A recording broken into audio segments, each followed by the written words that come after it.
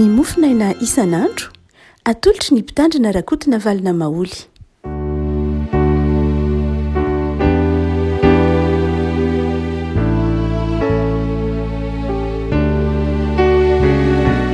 faminarabantsika riavako maralahatra trety talata fa rony volana abrily ity ny mofinaina voalahatra ho antsika anio dia ny filazantsaramasina araka ny jaona toko voalohany andiny voalohany ka hatramin'ny fahatelo ambin'ny folo. Jaona toko voalohany andiny voalohany ka hatramin'ny fahatelo ambin'ny folo. Aminaran'i Jesosy. Tamin'ny voalohany ny teny ary ny teny tao amin'Andriamanitra ary ny teny dia Andriamanitra. Izy dia tao amin'Andriamanitra tamin'ny voalohany. Izy no nahariana ny zavatra rehetra ary raha tsy izy dia tsy nisy nahariana zao zavatra ary zao na dia iray aza. Izy no nisy hipenana ary fiainana ny fanazavana ny olona. Ary ny mazava dia namirapiratra ao amin'ny maizina fa ny maizina tsy nandray azy. Nisy lehilahy nandraha an'Andriamanitra, Jaona no anarany. Izy tonga ho vavolombelona nambarany mazava mba hinon'ny olona rehetra noho ny teny. Tsy izy anefa no ilay mazava fa tonga ho vavolombelona hanambarana mazava ihany izy. Tao ny tena mazava izay mazava ny olona rehetra tonga amin'izao tontolo izao. Teo amin'izao tontolo izao izy ary izy no nanaovana izao tontolo izao nefa izao tontolo izao tsy nahalala azy. Tonga tany amin'ny azy izy fa ny azy tsy nandray azy. Fa izay rehetra nandray azy dia ny tonga zanak'Andriamanitra. Dia izay minny anarany dia ireo izay tsy nateraky ny rà na ny sitrapony nofo na ny sitrapony olona fa naterak'Andriamanitra. Ray masino manamasenana ny fahamarinana teninao ny fahamarinana. Amen. Miavaka amin'ny filazantsara efatra ny filazantsara araka ny Jaona. Mazava ho azy raha ohatra ka namaky zany anao dia hitanao ny fahasamihafany. Tsy amin'ny lafiny hoe votoatiny ihany, satria ny filazantsara sinoptika Matthieu, Marc, Luc dia saika miresaka fanoharana betsaka, miresaka famantarana, fahagagana sy ny tahaka izany betsaka. Izay tombony ho antsika nanomezan'ny tompo antsika izany filazantsara sinoptika izany. Fa miavaka kosa ny anjaona fa ny anjaona dia saika toriteny fampianarana ary notsongaina mihitsy ara ny fahagagana nataon'i Jesosy, narahana fanazavana, narahana fampianarana sy teolojia lalina.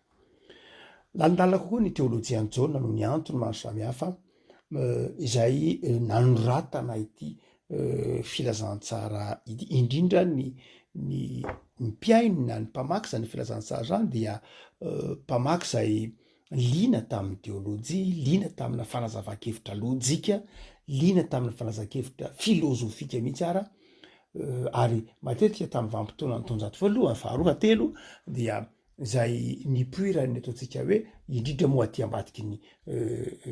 ambadiky ny fiafaran'ny fanenjena vana kristianina dia saika natanjaka be le fivavahana antsoina hoe gnosticisme na izay avy amin'ny teny hoe gnose na fahalalana na zao teny hoe diagnostika ohatra. Ny gnose izay hoe olombelona na kristianina izay nao zava-dehibe ny fahalalana, fifamatoran'ny fahalalana sy ny finoana. Andraindray ireo olona dia mazava fa ampianaran-diso izy fa nieritreritra mihitsy izy manao hoe ny fahalalana ny mahavovonjo ny olona, ny fahafantarana, ny fanaovana zava-dehibe ny fahalalana, ny fahazavan-tsaina, ny fahalalana ny mampifamatotra amin'Andriamanitra. Zany dia isany ampiavaka an'izany hoe gnosticisme, ireo gnosticiste na ny fampianaran'ny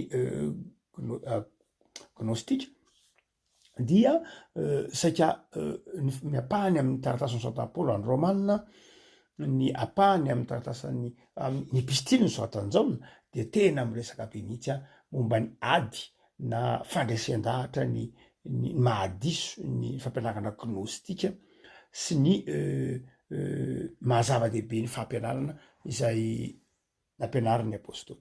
Amin'ity eto am-piaratanantsika ity Jaona toko voalohany andiny voalohany ka hatramin'ny fahatelo ambin'ny folo dia lalina dia lalina ny teny fitarihan'ny Jaona momba ny filazantsarany.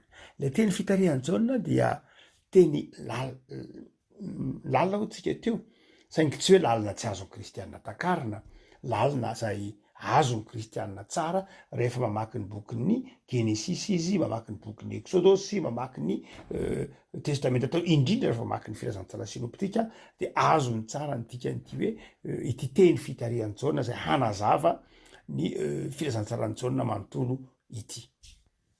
Ny manaitra voalohany indrindra dia ny filazan'ny Jaona momba ny antsoina hoe teny na logos.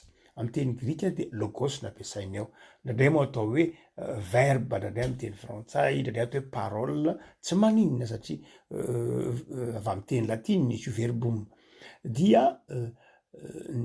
Dia lay i Jesosy de oariny Jaona amin'ny teny, oariny Jaona amin'ny teny Jesosy eto.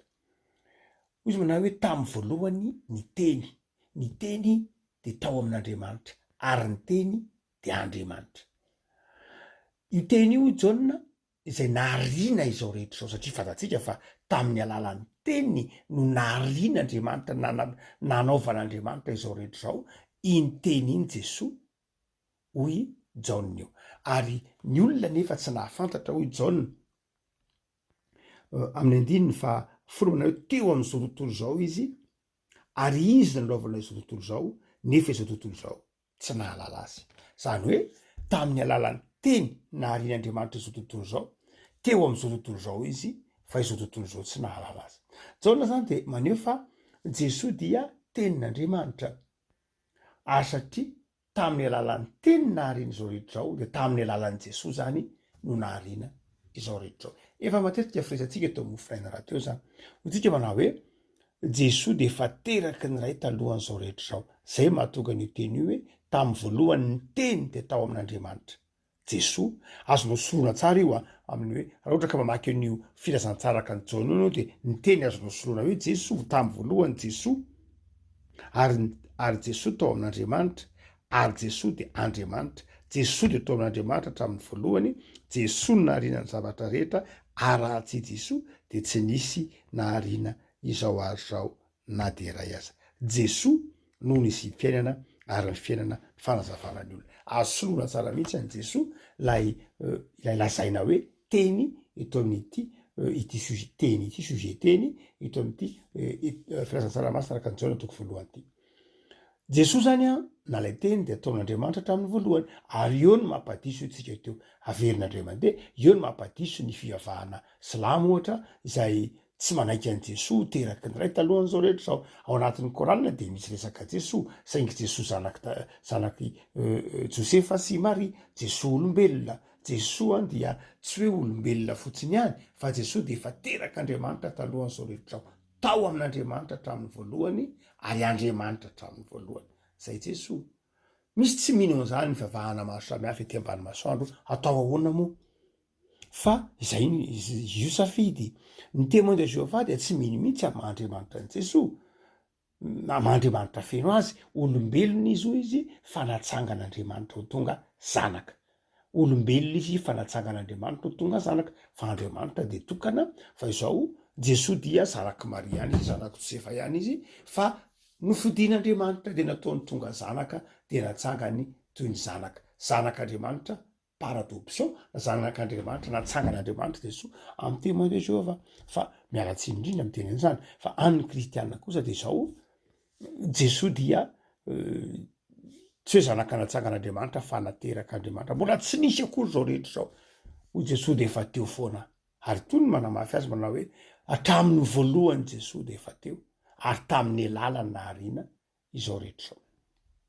Fa izay hitana mampahay anao amin'ity andiny tsotra masina ity de zao Jesosy nytiny Jaona ho resahany eto de zao manao hoe Jesosy nahariana izao rehetra zao, ary tamin'ny alalan'i Jesosy no tsy maintsy namonjena ny olombelona. Fa avy nankalaza amin'ny Pasika tsika afaka omaly, dia Jesosy zany no nahariana izao rehetra zao, ary tsy maintsy Jesosy ihany no ny rahan'Andriamanitra monjy izao tontolo zao.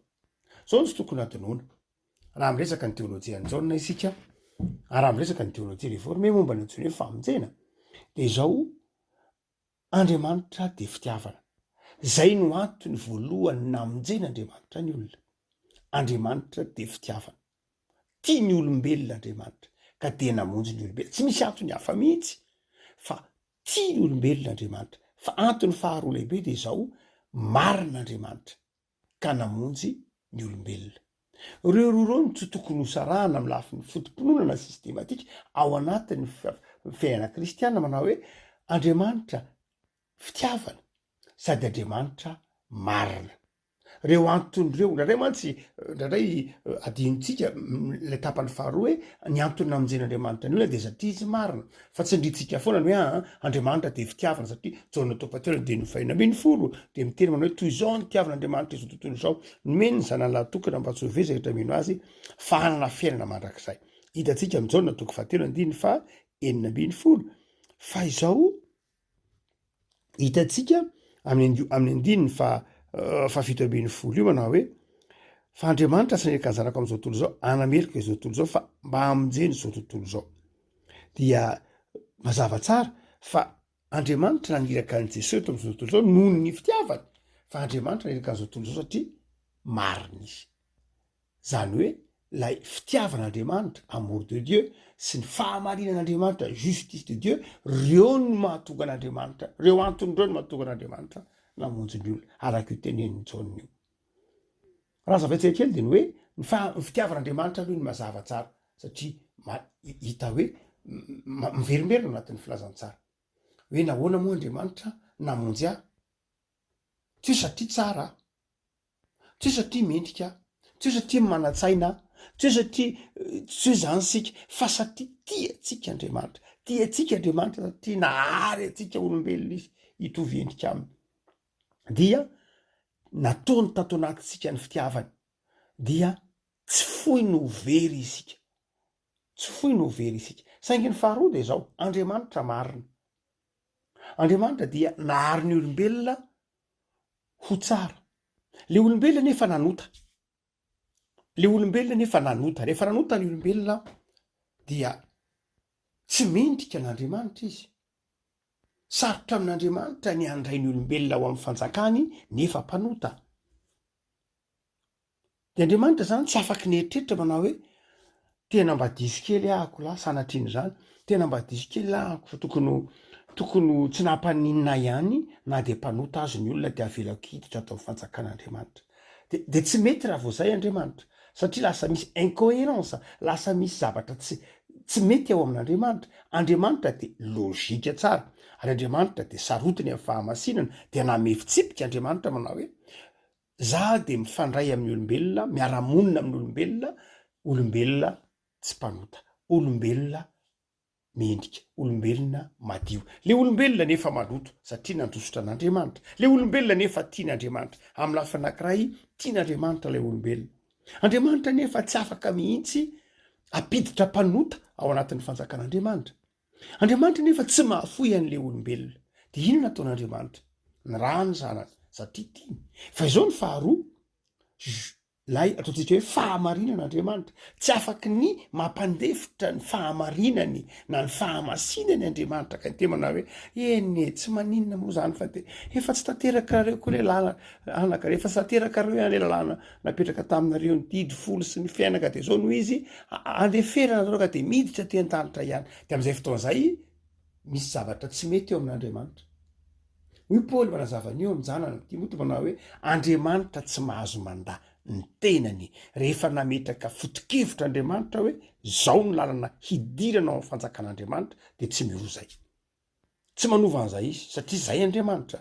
Lasa miova Andriamanitra raha vao manao zay izy. Fa Andriamanitra ange tsy miova, ferme Andriamanitra. Ny tena manao hoe tsy miditra atao amin'ny fanjakan'Andriamanitra raha tsy olona mendrika sy tsy nanota. Kanefa itsika nanota. De inona nataon'Andriamanitra? Nataon'Andriamanitra tonga ota Jesosy Paoly mba hanamarinana antsika. Zay le justice de Dieu. Zany hoe tsy maintsy zany tsy vitany hoe ny raha an'Andriamanitra ny zanany hamonjy antsika satria tiany isika, fa tsy maintsy sy no hamarinan'Andriamanitra isika, tsy maintsy no sasan'Andriamanitra isika, tsy maintsy no diovin'Andriamanitra isika. De tsotra be ny lalana ny diavin'Andriamanitra, tsy hoe tsotra fa mazava be ny lalana ny diavin'Andriamanitra. Zay rehetra mino an'ilay Jesosy, zay rehetra nandray an'ilay Jesosy zanak'Andriamanitra, izay rehetra nandray an'io Jesosy fenana dia nahazo famelan-keloka izy ka afaka am'le fahatezeran'Andriamanitra fa manjary olona madio kosa ka tafiditra ao anatin'ilay lalana zay napetrak'Andriamanitra am'izay fotoan'izay de zao mazava satria mino an' Jesosy isika de zao afaka miditra ao ambanin'ilay famindrampon'Andriamanitra ao amin'ny fanjakan'Andriamanitra raha tsy teo zany Jesosy de zao tsy afaka no hamarinina mihitsy isika ny fitiavan'Andriamanitra ny nahatonga an' Jesosy teto fa ny fahafatesany zao tao amin'ny azy fijaliana no nanamarinana antsika ary ny fitsanganana Jesosy tamin'ny maty ny fandresena ao antsika tsy misaraka mihitsy zay raha ohatra ka ny rano Kristy tao amin'ny azy fijaliana izay sorona satria ny eken'ny rehetra ny sorona ny dikany hoe sorona de zao fantatra fa zao azo atao tsara mihitsy ny sorona ny hoe atakalo zay no izy dikany hoe sorona de zao takalo hoe ino no mitondra ny fahotan'ilay ilay mandrakareva moa biby izy to amin'ny testamenta taloha fa Jesosy zany lay takalo n'lay fahadisoany ny olona rehetra teto ambonin'ny tany satria tamin'ny alalany naharinany zavatra rehetra no zany dia tsy maintsy izy zay tompony zao rehetra zao nahariny zao rehetra zao no ny solony zao rehetra zao takalony zao rehetra zao ny ainy sy ny rany de lasa zay rehetra mandray azy ka mino azy de hoe Paoly manao hoe mitafy azy mitafy an'i Kristy ary rehefa mitafy an'i Kristy isika de zao tsy hitsika ntsony nge no hitan'Andriamanitra tsy za-panota fa Jesosy zay hitafiko Jesosy zay eo amiko no hitan'Andriamanitra ary rehefa mijery ahy Andriamanitra tsy za-panota no hitany fa ny zanany malalany izay tsy diso izay tsy nanota izay nahatanteraka ny lalàna zato isan-jato iza tsy nahatanteraka ny lalàna zato isan-jato enao tsy nahatanteraka ny lalàna zato isan-jato mety nahatanteraka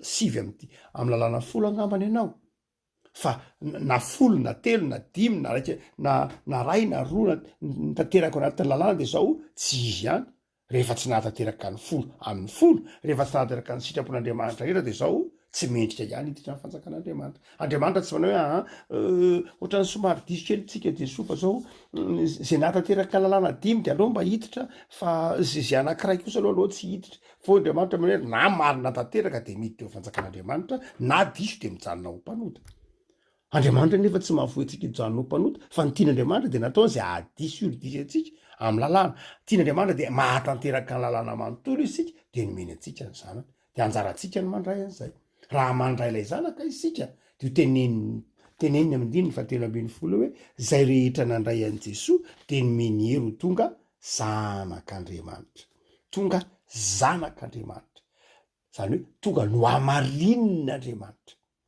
afaka malala roa andro ray lasa amin'ny Pasika ity andriny tsotra masina zay mpiatanantsika ity de mitona antsika anao zava-dehibe ny hoe Jesosy lay mazava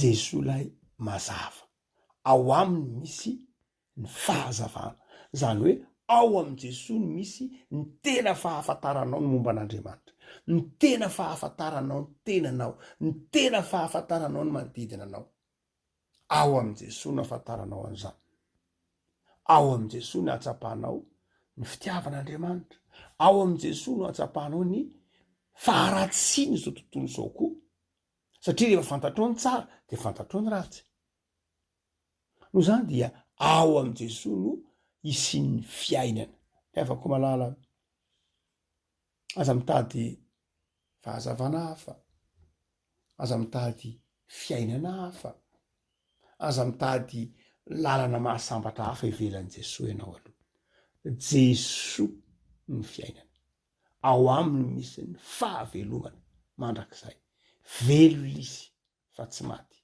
ary velona mahatonga anao mahiratra mahatakatra ny sitrapon'Andriamanitra afaka am'izao herinandro vao manomboka zao ametraka ny fiainanao ampelantanan'i Jesosy ianao dia omeny fahazavan-tsaina omeny fahalalana ary atsary fa voavela elika ianao no hamarin'Andriamanitra ianao noho ny fitiavana ianao ivavaka isika Jesosy vaovao ny herinandro misaotra noho ny fitiavanao sy ny famindramponao misaotra noho ny fahatsapanay fa amin'ny lahana rehetra zay tiavinay de mameanay fahazavan-tsaina sy mitady dalana anay ianao ilay zanako malalanao natolotra ao anay mba hisolo anay to amin'ny azo fijaliana ka ny rano masina nentiny nanamarina anay.